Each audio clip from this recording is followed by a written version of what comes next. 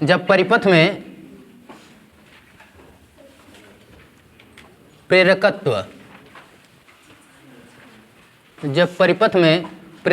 तथा और क्या है यल प्रेरकत्व तथा संधारित्र जुड़ाव,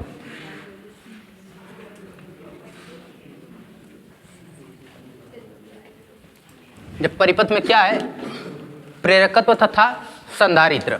तो अभी देखिए प्रेरकत्व बना ले, इसका कितना है यल, और संधारित्र इसमें एक जुड़ा हुआ है जिसका कैपेसिटेंस कितना है सी है, ठीक है। ये प्रेरित विद्युत वाहक प्रेरित धारा से जुड़ा हुआ है, इसका वोल्टेज कितना है V = V0 sin omega t, ठीक है। इसके बीच का वोल्टेज कितना मान लें VL, और इसके बीच का वोल्टेज कितना मान लें VC, कोई दिक्कत नहीं ना। इसमें धारा क्या प्रवाहित होगी I, ठीक है। हमको V का मान पता होगा, I का मान निकालेंगे।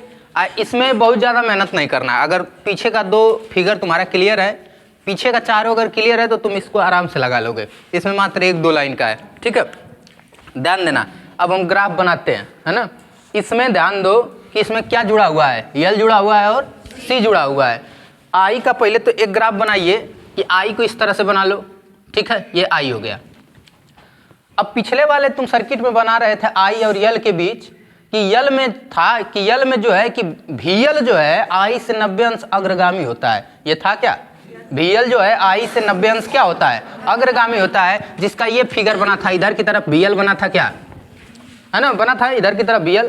अब VC जो है आई से 90 अंश पश्चिगामी होता है, यानी इधर की तरफ फिगर बना था, ये तुम्हारा था क्या VC, ये बना था कि नहीं बना था, ठीक है। ये तुम्हारा VL था, ये VC था, आई से 90 अंश पश्चिगामी और आई से 90 अंश अग्रगामी।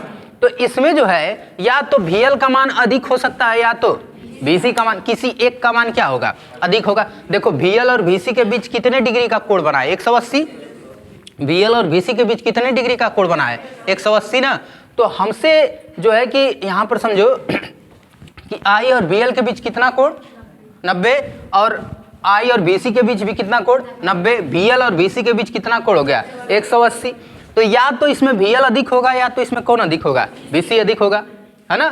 तो हमारा जो है फिक्स वैल्यू जो होगा, जैसे कि V का मान जो होगा, है ना, वो इन दोनों में से किसी एक को घटा देने के बाद मिलेगा। बात समझ में आई। जैसे कि V बराबर होगा या तो VL माइनस VC होगा या तो VC माइनस VL होगा, क्योंकि दोनों की दिशाएं विपरीत हैं, दोनों की दिशाएं विपरीत है। इसका मतलब है कि एक इधर जा रहा है एक उधर जा रहा है, तो एक में से घटाओगे तब ना दूसरा मिलेगा। जैसे फोर्स की बात अगर हम करें कि हम यहाँ पर खड़े हैं, 5 न्यूटन से कोई इधर से धक्का दे, 3 न्यूटन से कोई इधर से धक्का दे, तो मेन फोर्स जो हमारा होगा वो कितने न्यूटन का होगा 2 न्यूटन का, किधर की तरफ इधर की तरफ। तो मान लो कि इसमें VL अगर अधिक है, अब VC क्या है कम है, तो VL में से VC घटाओगे तो दिशा एक्चुअली में किधर होगी इधर की तरफ होगी क्या, अब वो क्या होगा VL माइनस VC होगा। या फिर अगर VC अधिक होगा तो उसकी दिशा किधर होगी इधर होगी, और जो क्या होगा VC माइनस VL। अगर VC अधिक होगा तो VC में से VL को घटाओगे तो VC की ओर दिशा हो जाएगी, है ना। अगर VL में से VC को घटाओगे तो VL की ओर दिशा हो जाएगी। बात समझ में आई, ठीक है। इसका मतलब कि V बराबर मिलेगा V = VL, इसको हम अंतर का चिन्ह लगा देते हैं, है ना, अंतर का, ठीक है। अंतर का मतलब ये हुआ कि उसमें VC भी हो सकता है और VL भी हो सकता है, कोई दिक्कत नहीं है। अगर VC अंतर का मतलब कि जो बड़ा रहेगा उसमें से क्या करेंगे घटाएंगे, अंतर का ये मतलब होता है ना। अंतर का मतलब कि हमको माइनस चिन्ह से नहीं मतलब है, कितना बड़ा है कितना छोटा है बस वही बताना होता है, ठीक है। तो V बराबर, अब सारा मान तुम जानते हो, है ना। अब बता दीजिए इसको हम V को क्या लिखेंगे I × इसमें क्या निकालेंगे प्रतिबाधा, क्या, तो ये पूरा फाइनल वोल्टेज है ना, तो इसके लिए कितना होगा I × Z, तो इसको लिखेंगे I × Z बराबर VL के लिए I × XL, प्रतिघात होगा इसमें ना VL में। अब L के लिए हम प्रतिरोध का मान बता चुके हैं, वो क्या कहलाता है प्रतिघात कहलाता है, तो I × XL माइनस कर दें, ठीक है। अब VC का मान बता दो I × XC, कोई दिक्कत I into X C, I cut जाएगा क्या, कॉमन लेंगे, आई इंटू जेड बराबर आई कॉमन लीजिए तो ये हो गया एक्सएल माइनस एक्स सी, तो आई से आई कटा तो जेड बराबर कितना मिलेगा, एक्सएल माइनस एक्स सी। कोई दिक्कत नहीं ना, ठीक। अब यहाँ पर समझो, अब इसमें इसको और भी कुछ लिखा जा सकता है क्या, एक्सएल और एक्स सी को क्या लिखा जा सकता है, एक्सएल का मान निकला था ओमेगा एल, एक्स सी का मान कितना निकला था ओमेगा इंटू सी, यानी कितना निकल सकता है, ठीक है। जेड बराबर कितना हो जाएगा, जेड बराबर तुम्हारा हो जाएगा ओमेगा एल माइनस 1/ओमेगा सी, ठीक है। ये निकल गया तुम्हारा जेड का वैल्यू, ठीक है। सी ये तुम्हारा किसका वैल्यू निकल गया, जेड का। अब ध्यान देना, अब इसमें कुछ स्पेशल टर्म पढ़ना है जिसको अनुनाद की स्थिति बोलते हैं। जब धारा का मान अनंत हो जाता है तो उसको हम अनुनाद की स्थिति बोलते हैं, है ना। तो इसमें बहुत कुछ खास नहीं है, जेड का मान तुम्हारा निकल चुका है, ठीक है। अब यहाँ से ध्यान से समझो कि अगर मान लो कि एक्सएल का मान एक्ससी के बराबर हो जाए, दोनों प्रतिरोध क्या हो जाए, बराबर हो जाए, दोनों प्रतिरोध क्या हो जाए, बराबर हो जाए, तो दोनों प्रतिरोध अगर बराबर होगा तो एक्सएल में से एक्ससी घटाओगे, जेड का मान क्या मिलेगा, 0। देखो ना, ये दोनों का मान अगर बराबर हो जाए, यदि यहाँ लिखेंगे यदि एक्सएल बराबर एक्स सी तो जेड का वैल्यू 0 होगा, है ना। तो एक्सएल बराबर एक्स सी, यदि ऐसे भी लिख सकते हो कि यदि जेड बराबर 0 तो एक्सएल बराबर कितना मिलेगा, एक्स सी मिलेगा, ठीक है।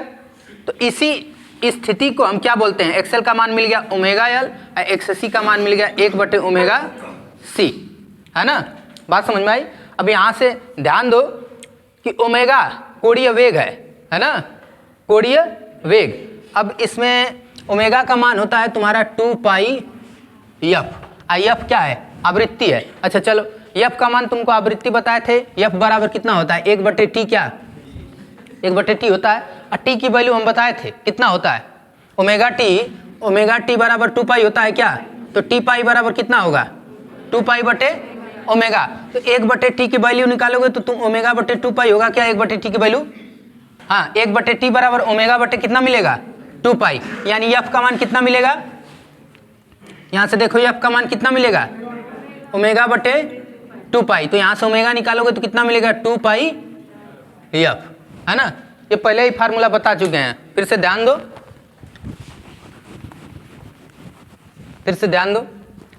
जानते हो कि ओमेगा इंटू टी बराबर कितना होता है, ओमेगा इंटू टी बराबर 2 पाई, तो टी बराबर कितना होगा, 2 पाई बटे 1/t बराबर कितना होगा, ओमेगा बटे टी पाई। 1/t को हम क्या कहते हैं, एफ, है ना।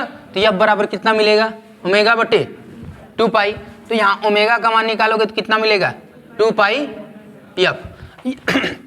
यहाँ पर एफ क्या है, आवृत्ति है, एफ क्या है, आवृत्ति है। जैसे कि एक 50 हर्ट्ज हमारे प्रत्यावर्ती धारा का कितना होता है, 50 हर्ट्ज, है ना। 1 सेकंड में कितना चक्कर घूम जाती है, 50।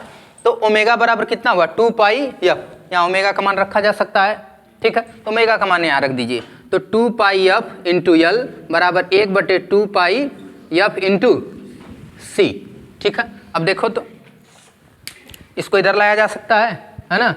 एफ को इधर लाओ, बाकी को इधर कर दो, एफ का मान हम यहाँ से निकालेंगे, यहाँ से इसको इधर भेजो, तो एफ स्क्वायर हो गया क्या, बोलो जी, 1/2 पाई को इधर ले आइए, तो 4 पाई एल, 4 पाई 2 दूना 4 पाई स्क्वायर यल आया, और सी देखो तो एफ स्क्वायर बराबर कितना मिला, 1/4 पाई स्क्वायर एल इंटू सी। तो एफ का मान यहाँ से मिलेगा, करड़ी करोगे तो 1/4 पाई इंटू एल सी, तो एफ का मान कितना मिल जाएगा, ये दोनों बाहर पाई स्क्वायर, ये दोनों बाहर निकल जाएगा क्या, और कितना निकलेगा, 1/2 पाई, करड़ी में कितना मिलेगा, 1/एल सी। इसे हम कहते हैं क्या, आवृत्ति, है ना। कब, जब अनुनाद की स्थिति हो तब, जब एक्सएल का मान एक्ससी के बराबर हो जाए, अर्थात प्रतिबाधा क्या हो जाए, 0 हो जाए, तो उस समय धारा का मान अनंत हो जाता है, आयाम उसका अनंत हो जाता है, तो उसको हम कहते हैं वैद्युत अनुनाद की स्थिति। कैसे अनंत हो जाता है, अब यहाँ से देखो ध्यान से, V बराबर कितना होता है, इंटू, लेकिन यहाँ आई आर की जगह क्या लेंगे, जेड, तो कह रहा है कि जेड का मान क्या है, जीरो ना, जेड का मान क्या है जीरो, तो जब जेड का मान यहाँ जीरो रखोगे तो बोलो आई कितना हो जाएगा, इनफाइनाइट। जीरो से भाग दे रहे हो ना तो आई कितना हो जाएगा, इनफाइनाइट। इसका यही, इसी को हम कहते हैं, कभी कभी पूछता है आपसे कि वैद्युत अनुनाद की स्थिति में यफ की गणना कीजिए, है ना। तो यही होता है तुम्हारा वैद्युत अनुनाद की स्थिति। जब तुम्हारा प्रतिबाधा का मान जीरो हो जाता है उस समय एक्सएल का मान एक्ससी के क्या होता है, बराबर होता है। तो एक्सएल का मान एक्ससी के बराबर करके तुम ओमेगा का मान रखोगे और यहाँ से एफ का क्या करोगे, मान निकालोगे। बात क्लियर है, ठीक है।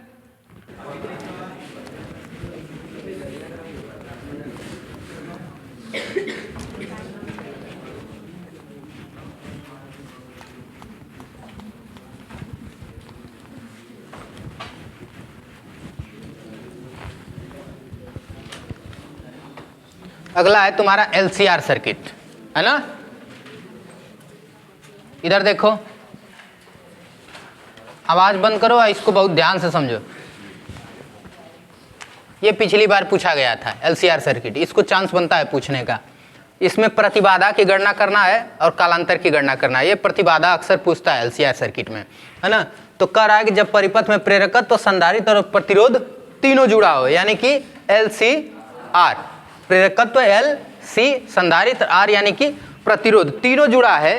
तो हमसे पूछ रहा है, ठीक है, तो तीनों को जोड़ देते हैं। प्रेरकत्व जुड़ा है, संधारित्र जुड़ा है और प्रतिरोध जुड़ा है, ये अल्टरनेटिव करंट में, ठीक है। यहाँ पर मान इसका क्या है, V है। तीनों में अलग अलग वोल्टेज होगा। इसके वोल्टेज को हम क्या मान लें, VL। इसके वोल्टेज को हम क्या मान लें, VC। इसके वोल्टेज को हम क्या मान लें, VR। इसमें बहने वाली धारा सब में क्या है, I। कोई दिक्कत नहीं ना। चलिए ध्यान दीजिए, अब बनाते हैं। R का भी तुम पढ़ चुके हो, L का भी पढ़ चुके हो और C का भी पढ़ चुके हो, सब में तुम ग्राफ पढ़ चुके हो, है ना। तो सबसे पहले R की बात करेंगे तो ये ग्राफ बनता है, ठीक है, ध्यान दीजिएगा, ठीक, यहां से समझिएगा। ग्राफ बनाते हैं, I इधर की तरफ होता है क्या, ठीक है। अब हमको ये बताओ कि I और VR यानी प्रतिरोध वाला जो वोल्टेज है वह कैसी कला में होता है, दोनों एक ही कला में होता है। पहला सर्किट में तुमको बताया गया है कि जब केवल प्रतिरोध लगा रहता है कि I और V दोनों एक ही कला में होता है, यानी I और VR, यानी कि प्रतिरोध का वोल्टेज और I दोनों एक ही कला में होते हैं। तो VR इधर हुआ क्या, I की साइड में ही कौन है, VR है, ठीक है, बात क्लियर है। अब आगे देखो VR, ठीक है। अब इधर देखो अगला, VL का किधर रहेगा, हाँ, I से 90 अंश वो क्या होगा, अग्रगामी होगा। तो VL को हम इधर करें क्या, ध्यान से देखते जाना, I से VL क्या होगा, अग्रगामी होगा, कितना, 90 अंश। अब BC किधर रहेगा, पश्चिगामी रहेगा। तीनों को बना दिए। ध्यान दो जी, I और VR दोनों एक ही कला में होता है, पहला सर्किट। दूसरा सर्किट था कि VL जो है I से 90 अंश अग्रगामी होता है, अग्रगामी हो गया। तीसरा सर्किट था कि VC जो है I से 90 अंश पश्चिगामी होता है, तो पश्चिगामी बना दिए। तीनों क्लियर है, ठीक है। अब सपोज करिए कि VL VC से अधिक है, तो अभी तुम पिछला वाला किए हो कि ये कितना हो जाएगा, इन दोनों का अंतर VL माइनस VC इधर की तरफ होगा क्या, है ना, इधर की तरफ। तो इसका अलग से एक सर्किट बनाते हैं। इन तीनों का कॉम्बिनेशन क्या बनेगा, केवल ये बनेगा, ये तुम्हारा VR है और ये तुम्हारा I है। इधर की तरफ इन दोनों को मिला के क्या मिला है, VL माइनस VC, या दोनों के बीच कोण कितना है, 90। बात क्लियर हुआ, है ना। इन VL और VC का एकदम final result VL minus VC है क्या। अब VL माइनस VC ये रहा, ठीक है, और ये रहा तुम्हारा VR, और इसी की दिशा में कौन है, I है। अब हम मान लेते हैं कि जो हमारा फाइनल वोल्टेज है वह V होगा, जो कि यहाँ पर है V। तीनों का कॉम्बिनेशन देखो, VL और VC का कॉम्बिनेशन कौन था, VL माइनस VC, लेकिन VL VC और VR तीनों का कॉम्बिनेशन कौन है, V है, जिसको हम मान लेते हैं कि वह V जो है I के साथ फाई कालांतर का क्या बनाता है, कोण बनाता है। सपोज करिए कि वो है तुम्हारा फाई कालांतर यहाँ पर, ठीक है। फाई कालांतर का क्या बना रहा है, कोण बना रहा है। इसको हम क्या बना दें, भी। कोई दिक्कत? इसी भी का मान हमको ज्ञात करना है। तो अब यहां से समझते जाना, इसको यहां से मिलाइए, ठीक है। ये BL माइनस BC है तो ये भी कितना होगा, BL माइनस BC। ये क्या है, B है, ये क्या है, BR है। तो बताओ ये समकोण त्रिभुज है, इसके बारे में तुम पढ़ चुके हो, है ना, ठीक है। तो वो ABC, चलो अब जान गए होगे कि अब हमको क्या करना है। त्रिभुज ABC में, त्रिभुज ABC में हम समकोण पाइथागोरस प्रमेय लगा दें क्या, पाइथागोरस प्रमेय से।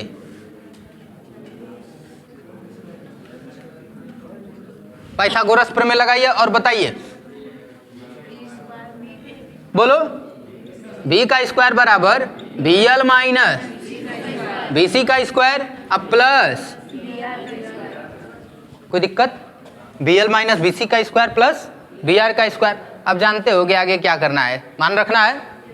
तो इसका मान रखें I इंटू कितना, Z का, क्योंकि पूरा प्रतिरोध है, पूरा वोल्टेज है तो पूरा प्रतिरोध लेंगे। पूरा प्रतिरोध को हम कहते हैं प्रतिबाधा, नाम क्या है, Z बराबर BL का मान तुम जानते हो I इंटू XL, BC का मान I इंटू XC का स्क्वायर। अब BR का मान तुम जानते हो कितना होगा, I इंटू R का स्क्वायर। इसमें I स्क्वायर कॉमन होगा, यहाँ से I स्क्वायर क्या होगा, कट जाएगा, सब खत्म। तो कितना मिलेगा, Z स्क्वायर बराबर XL माइनस XC का होल स्क्वायर अब प्लस R का स्क्वायर। क्लियर, ठीक है। अब यहाँ से Z का मान निकाला जा सकता है। Z बराबर इसको करड़ी में कर दें तो Z बराबर कितना हो गया, Z बराबर इसको करड़ी करिए, ये XL माइनस XC का होल स्क्वायर अब प्लस कितना, R का स्क्वायर। XL का मान रख दो और XC का मान रख दो, वो तुम्हारा Z का मान निकल गया। तो Z बराबर कितना होगा, XL XC जानते होगे ना, omega C omega L minus यानी 1 ओमेगा C का स्क्वायर करेंगे, अब प्लस कितना हो गया, R का स्क्वायर। ये रहा तुम्हारा Z का मान। बहुत ज़्यादा इस पर सवाल दिया हुआ है, ठीक है। Z बराबर या तो ये कहो या तो ये कहो, XL माइनस XC का होल स्क्वायर प्लस R का स्क्वायर, या फिर Z बराबर omega L minus 1 omega C plus R का स्क्वायर। ये प्रतिबाधा की गणना ठीक है, बोलो जी, कोई दिक्कत। अब क्या निकालना है, कालांतर। यहाँ से कालांतर तुम निकाल सकते हो क्या, तो चलिए कालांतर निकाल दीजिए। तो tan फाई का मान यहाँ से बता दो, tan फाई बता दीजिए। ये लंब हुआ, ये आधार। तो BL बराबर BL माइनस BC बटे कितना लिखें, BR लिखें, BL माइनस BC बटे BR। फिर वही मान रख दो, BL का मान, I का मान, सबका मान पता है। तो tan फाई बराबर BL का मान है I into XL, I into XC और I into R। I common लेंगे कट जाएगा, तो tan फाई बराबर मिलेगा XL माइनस XC बटे R। XL का मान तुम जानते होगे, है ना। तो tan फाई बराबर मिलेगा ओमेगा L 1 ओमेगा C बटे R। ये मिल गया किसका मान, tan फाई का। क्लियर, ये किसका मान मिल गया, tan फाई का, है ना। अब इसमें 3 कंडीशन बनेगा। ओमेगा L अगर 1 ओमेगा C से बड़ा होगा तो यह धनात्मक आएगा मान tan फाई का, अगर छोटा होगा तो ऋणात्मक आएगा, ठीक है। अब बराबर होगा तो उसको कहेंगे वैद्युत अनुनाद की स्थिति। बराबर होगा तो इसका मान 0 हो जाएगा ना, तो उसको कहेंगे वैद्युत अनुनाद की स्थिति। बात समझे, है ना। वैद्युत अनुनाद की स्थिति, और उस समय सर्किट में न तो VL काम करेगा न तो BC काम करेगा, केवल कौन काम करेगा, VR। और वो जस्ट एकदम उस तरह से काम करेगा जैसे हमारा पहला सर्किट काम करता था, जब परिपथ में केवल क्या लगाओ, प्रतिरोध लगाओ, केवल प्रतिरोध लगाओ। इन दोनों की वैल्यू समाप्त हो गई, क्योंकि फाई का मान 0 हो गया ना। अब फाई का मान 0 का मतलब, यहाँ पर देखो ओमेगा L का मान ओमेगा 1 ओमेगा C के जब तुम बराबर रखोगे तो इसका मान 0 हो गया। tan फाई का मान 0 यानी फाई का मान 0, यानी I और V के बीच का कोण एकदम क्या है, यानी जिधर I है उधर कौन है। इसका मतलब कि वही बात हो गई ना, प्रतिरोध वाला, क्योंकि प्रतिरोध वाले में ही I और V दोनों एक ही कला में होते हैं। बात समझ में आई कि नहीं। तो केवल कौन काम कर रहा है, VR काम कर रहा है, VL BC सब समाप्त हो गया। लगा है उसमें लेकिन काम नहीं कर रहा है। क्यों, क्योंकि दोनों के प्रतिरोध आपस में क्या है, बराबर हैं। तो दोनों के प्रतिरोध अगर बराबर हो गए, ऐसा इसलिए होता है कि एक पश्चगामी चलता है, एक अग्रगामी चलता है। दोनों का प्रतिरोध बराबर करके वे एक दूसरे को कैंसिल कर देते हैं। बात समझ में आई? तो tan फाई बराबर ओमेगा एल माइनस 1/ओमेगा सी अब बटे कितना हो गया r। ध्यान देना, यदि ओमेगा, अब इसमें 3 कंडीशन बनेंगे। पहला कंडीशन होगा यदि omega L is greater than 1/ओमेगा सी। तो अगर ओमेगा एल का मान बड़ा होगा तो घटाओगे तो यह धनात्मक वैल्यू मिलेगी, धनात्मक वैल्यू मिलेगी, यानी tan फाई का मान क्या होगा, पॉजिटिव होगा। क्या यानी फाई बराबर भी क्या होगा, पॉजिटिव होगा। तो फाई बराबर पॉजिटिव होगा तो इधर ध्यान दो, फाई बराबर जब पॉजिटिव होगा इसका मतलब कि ये कोण इधर की तरफ बनेगा पहले चतुर्थांश में। फाई का मान जब पॉजिटिव होगा तो वो कोण किस चतुर्थांश में बनेगा, पहले, ठीक है, क्योंकि पहले चतुर्थांश में और तीसरे चतुर्थांश में tan प्लस होता है, ठीक है, अब बाकी चौथे में और दूसरे में माइनस होता है। बात समझ में आई कि नहीं? तो पहले चतुर्थांश में बनेगा। तो अब यहाँ से हमको बता दीजिए कि ये मान लो कि पहले चतुर्थांश जब फाई धनात्मक है तो आई यहाँ पर है और भी यहाँ पर है, तो भी आई से फाई का अंतर क्या होगा, अग्रगामी होगा। या फिर ये कहें कि आई भी से फाई का अंतर पश्चगामी होगा। तो यहाँ पर पहला कंडीशन मिला कि आई भी से फाई का अंतर क्या लिखें, फाई का अंतर पश्चगामी। क्या लिखें, फाई का अंतर पश्चगामी। कोई दिक्कत? अब दूसरा वाला क्या हो जाएगा, जस्ट उल्टा हो जाएगा, है ना। दूसरा वाला क्या होगा, जब omega L is less than 1/ओमेगा सी उस समय फाई का मान क्या होगा, ऋणात्मक होगा। वो पीछे जाएगा इधर की तरफ, यानी कि इसको कुछ ऐसे खींचेंगे भी को, है ना, यहां पर फाई बनेगा। तो ये भी जो है आई से क्या हो गया, पश्चगामी हो गया ना। या फिर ये कहें कि आई भी से क्या हो गया, अग्रगामी हो गया। तो इसको कहेंगे कि आई भी से फाई का अंतर अग्रगामी है। फाई का अंतर क्या है, अग्रगामी है। कोई दिक्कत? ठीक है, सब काम कर रहा है तीनों एकदम, ठीक है। आई भी से फाई का अंतर क्या है, अग्रगामी है, ठीक है, कोई दिक्कत? तीसरा आता है कि जब ओमेगा एल का मान ओमेगा सी के क्या हो जाए, बराबर हो जाए।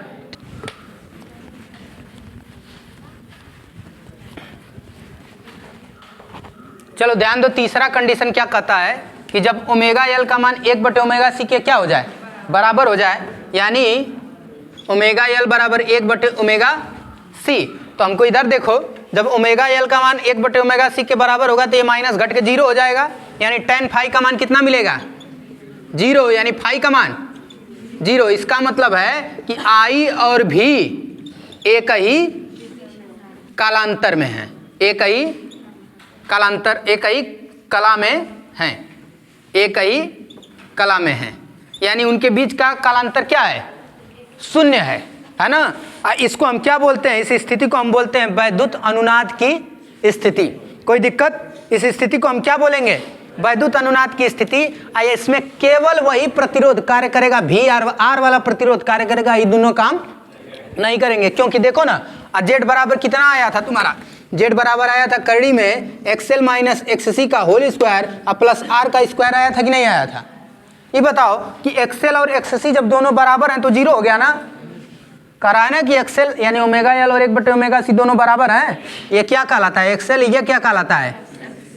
तो ये दोनों जब बराबर हैं तो इसको बराबर करोगे तो 0 हो गया। तो 0 बचा तो खाली कौन बचा, आर स्क्वायर ना। यानी जेड बराबर कितना मिला, देख रहे हो, प्रतिबाधा किसके बराबर हो जाएगी, प्रतिरोध के। यानी कुल मिला के बात यह है कि कहने का मतलब या तो सिंगल सर्किट जोड़ो या तीनों जोड़ने के बाद इन दोनों को बराबर करोगे तो भी कोई फर्क नहीं पड़ेगा। केवल कौन काम करने वाला है, प्रतिरोध। क्योंकि जेड का मान देख रहे हो प्रतिरोध के क्या है, बराबर है। यहाँ कालांतर भी बता रहा है कि भी का मान आई के कला में है, इसका मतलब है दोनों के बीच का कोण सेम है ना। तो पहला सर्किट बन जा रहा है यहाँ पर दोनों को बराबर कर देने के बाद। इस स्थिति को हम क्या बोलते हैं, वैद्युत अनुनाद की स्थिति। ठीक है, इसमें एलसीआर सर्किट में पीछे तुमको बताया गया था। अब यहाँ से ध्यान से समझो, इस सर्किट की सहायता से हम पीछे के 2 सर्किटों को निकालते हैं, है ना। ध्यान दो,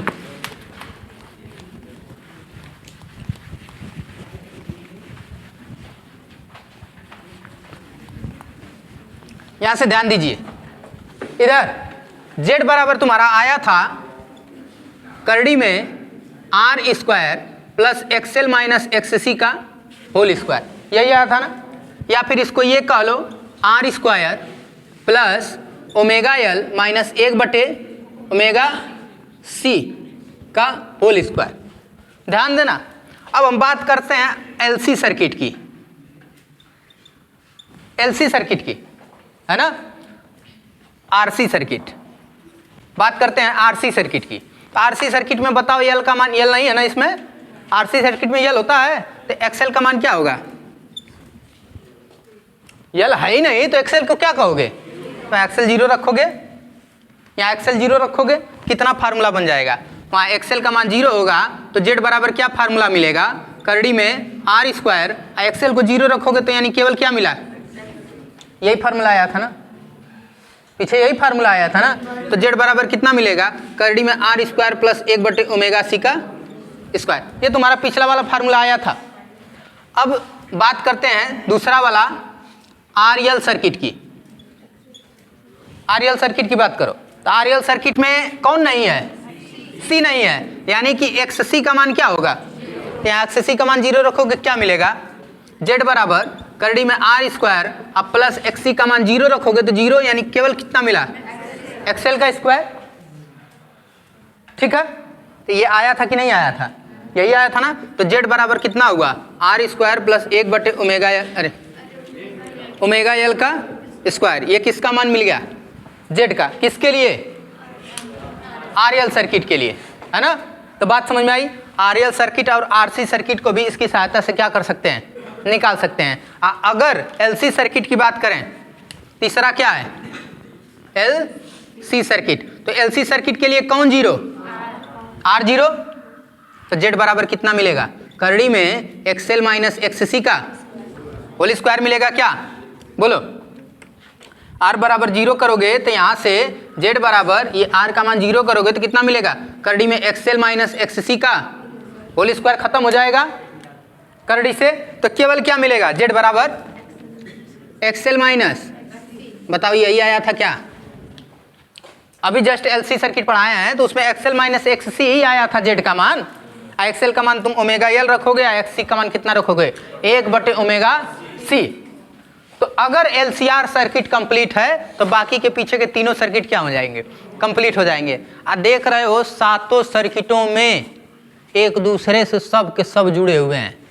मतलब ये कि कुल मिला के हमको सातों क्या करना पड़ेगा? कंप्लीट करना पड़ेगा। और उसमें से बाकी शुरू के जो 3 सर्किट थे वो थोड़ा सा टफ थे। क्यों? क्योंकि उसमें अवकलन समाकलन करना है, लेकिन वो आएगा तभी ये इसमें किसके बारे में अच्छे से जान पाओगे। तो यहाँ पे सातों सर्किट कंप्लीट हुआ। ठीक है।